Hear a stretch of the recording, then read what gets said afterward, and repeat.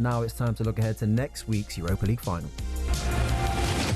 Will the season to forget end up with a final to remember for Manchester United? Tottenham's Premier League season continues to plumb new depths. Nothing is going to save our season, but this can be huge. I feel like it could be a turning point in terms of the way the club is perceived, but also more how it perceives itself. It's cup football. It's all about who's in the final. Dominic Solanke applied the finishing touch to send Tottenham into the Europa League Final. I'm not scared of going to play Manchester United. We've got to go there and get it done, do the business. I'll be totally honest, I'm not even really bothered about the Champions League side. For me, it's just getting a trophy. Mount! Oh, it is brilliant! What a way to seal it! For both teams, massively important. I would make United favourites based on the fact they've got a group of players who tend to turn up on the biggest stage. Bruno Fernandes stepping up just when his side needed it.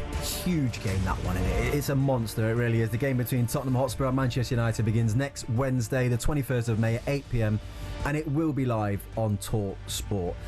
We've got some breaking news that we want to bring you here. Former Spurs defender Eric Dier will be joining AS Monaco on a 3-year deal when his Bayern Munich contract expires. Thoughts? Has anyone got his agent's number? This guy's had a birthday. I think I could maybe get my boots out. He's had a birthday. Little bit of south of France to finish it off. That is, what a dream. We're just watching the F1. Is that what you're thinking about? On a serious note, right? Because what I did see at the weekend was a group of fans, and I'm not saying that Spurs fans didn't appreciate Eric Dier, but he got a really nice send-off. At Bayern Munich. I don't know if you saw it. There was a whole kind of like a giving of some flowers and, I don't know, something that he could obviously take home and keep as a bit of a memento. And it's like, I don't know. Where does he kind of sit in that space? Do you feel like he's lucky, Eric Dier, or do you think he's earned, the respect that he got on that day? Look, he's won the Bundesliga. Yeah. So he's helped Bayern Munich win the Bundesliga. So you've got to give him his flowers. You've got to give him his props for that. I've had mixed moments with him. When he was at did you play with him? No, I haven't. But I obviously, watching Spurs, I've seen kind of every version, I would say, of him. I do believe I've seen that watching him. I think I've seen every version. I've seen him some games thinking, oh, what a player. And then I've seen some games thinking, how is he playing football? So I do believe he was underappreciated at times at Tottenham, definitely. And one thing I do know for a fact that he was, a strong voice in that dressing room, and one of the people that you definitely want around the place. And I always felt his game was built more for European football than it was for the Premier League. That's all I was thinking. That's what the Premier League is. You get found out in the Premier League, by multiple teams. It's not just Leverkusen or Dortmund coming at you or Leipzig. You've got a lot of teams in the Premier League. They have indeed. Well, on Monday, Spurs held their pre-Europa League final press conference, and boss Ange Postecoglou spoke about the need to win a trophy. When you look at the historical backdrop of this club and what it's sort of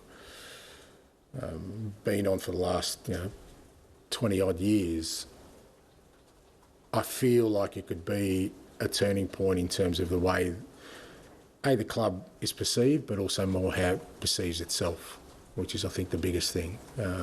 Because until you do that, irrespective of what else you accomplish, people are always going to say, well, you haven't won anything. And in our game and in life in general, I guess that's the things that matter most when people sort of assess where you're at. Do you get where he's coming from there? Well, no. Why not? Because you do need to win. We play this game. Managers, businesses, owners build a team to go and win, not to just rock up. Yeah, but how many teams do win in the Premier League in particular? When you look at it, there are teams that have dominated the winning of trophies in the Premier League for a number of years now. And, the likes of Spurs or an Aston Villa, they've had to fall by the wayside because, they don't spend the type of money that the big clubs do. Well, then you need to know your place. That's what I'm saying. You need to understand that we're just a team who can maybe challenge something. That's what they are. Well, you speak to the fans, I don't know. No, they don't want to be that because, they've moved into this brand new stadium. They were told there was going to be money spent on the team. And off the back of that Champions League final, the thought process was this club now is going to move forward from this point, and it's done nothing but go backwards since that point. And, you can talk about, okay, we've got a new stadium, but fans don't care about that really. They want to win some stuff. The fans don't. Beyonce may do, or, Exactly. But sometimes I do sit there and I think, where do people, or even the fans, get off even thinking that they've got this God-given right to go and win? But when the likes of Manchester City have been cleaning up League Cups, FA Cups, Premier League titles, Liverpool have been doing the same, Chelsea have been doing the same, teams that invest huge amounts of money into their clubs that invest huge amounts of money into their teams. So I just sometimes look at it and I go, look, I get everyone likes taking the mick out of Spurs, and the rest of it. But if you get down to the reality of it, they're not a team that's going to be winning things on a regular basis. No, it's not. At any stage, really. I think realists know that. But the fans, Spurs fans, see a different viewpoint. They think we should be winning things. And every season, they're probably going, this is going to be our year or our season. I don't know. I think what they want is what they've got now. I think it's been too many years of not even getting close. What they've got now? They haven't got nothing now. No, they've got to a final. So I think what's happened too many times of late, it's going to Carabao Cup final, though, isn't it? Sorry, have you got one? What? Have you won one? Won what? You're taking the mick out of the Carabao Cup. Have you won one? No. I didn't think so. But I'm just saying, it's not really, playing Bodo Glimp in the semi-final. Look, I hear you. Look, let's get into anyway this whole Europa League final because... Got a Champions League final, You played well in that game. I'll give you that. You didn't win, but you played really well. Thank you. What I would say on this Europa League final... Spurs have had a nightmare all year with injuries, and it's just been obviously reported today. I think Tottenham midfielder Dejan Kulusevski, he has undergone knee surgery, so he's going to be missing. They're already missing James Maddison with his knee, Bergvall as well with his ankle. I mean, it couldn't get worse, really. No, that's you would say their main attacking threat. Yeah, it's their creative hub, innit? Yeah, gone. And with that little youth and a check of Bergvall as well, gone. So I think they're going to have to play a total different style. Could that help them? That's who we are, mate. But I think I think it could, because sometimes he's still been, he plays a certain way, even when you can see it from a mile off. Things need to change, but he would stick in his principles. So I think this will take basically put one arm behind his back and say, right, we've got to play this kind of football and just be defensively sharp rather than trying to be expensive and high line and expensive. How he does very expensive as well. It's just who we are, mate. There we go, mate. Just who we are. It's just who we are, mate.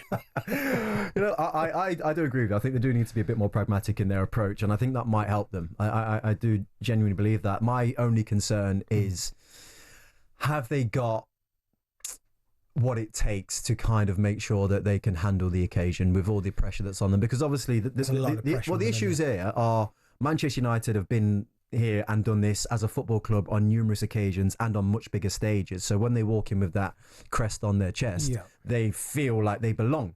From Tottenham's angle, it's like trying to get a monkey off your back. They have got much more of a weight that they carry around, and it's like you can almost already see the memes the day after around Spurs not winning this. So that's, it's an issue that I suppose that the players have just got to deal with, no? Yeah, it's going to be, like I said, it's a huge occasion. Yeah. Not because it's a final and a major one, but the talk of Spurs and the cabinet being, cobwebs in there and dusty and not winning anything. All those. Won something. What? Won something. Yes, you was a part of that, wasn't you, sir? A long time ago, mate. Let's have a chat. How was that for you? It felt nice. Felt nice, yeah. Listen, we've seen what it's like for Spurs. What competition was it?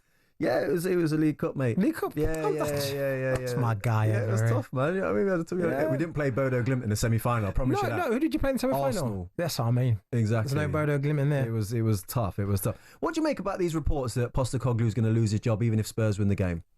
Do you know what? I feel sorry for him because he has. Do you? A little bit, because he started off like a house on fire. 10 games like flying, and they have. I know we speak about this a lot, but he has had a lot of injuries, key players, and so has everyone. Is that their fault though? It's not their fault, but you don't think so? I think that it gets to a point where you're having a reoccurrence of the same injury over and over again. I do that think you kind of have to go, what are you doing in training, or what are you not doing in training? Where but you're right, because getting an injury, it's not luck. That's you pushing your body to a certain point where it's giving up, and it's giving up because either you're not recovering well enough, or you're not in the gym, or you're not, conditioning your body to fulfill certain styles of play that the manager wants you. Yeah, that's the big thing. I think it's the style of play. So if you're playing, you need to be in that gym, you need to be conditioned, you need to be getting the recovery, you need to be getting the rest. Training needs to be a little bit lighter if you want to go full throttle on that Saturday. Like Mo Salah, he's the first in the gym, first out, conditioning. He doesn't get an injury. I'm sure there's players at Spurs that are the same. Yeah, but okay, there is some players, but you just mentioned half of the squad's out. I honestly think that if you look at one of the issues I think in the modern game with injuries is the rotation. I think when you're a player and your body becomes, if you think about it, when we played, your body gets conditioned to being in pain. How many games do you start and you're like, wow, my legs are killing me, and then you start running around and you feel unreal. Whereas if you're getting like taken off after 60 minutes every week, your body becomes conditioned to play 60 minutes. Yeah. And we have 6 subs that we can have on the pitch now. Yeah. The rotation of games. Yes, there's more games, but I think that constant in and out nature. Whereas the reason why Mo Salah probably don't get injured is because he plays 90 minutes every single week. Yeah, but I tell you, when I played for Tony Pulis, I think in January I was going, my legs are killing me.